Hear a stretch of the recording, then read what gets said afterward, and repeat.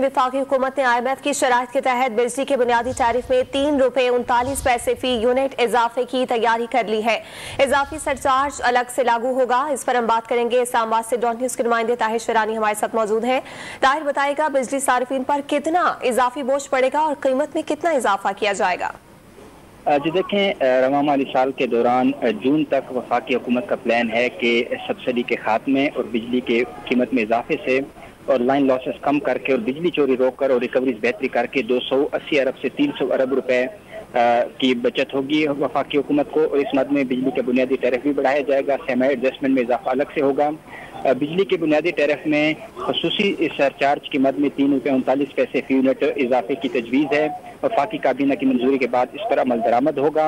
इस वक्त जो बिजली का बुनियादी टैरिफ है वो तकरीबन ₹24 फी यूनिट है और इस खसूसी सरचार्ज के निफाज के बाद ये जो औसत बुनियादी टैरिफ है वो ₹27 फी यूनिट से बढ़ जाएगा।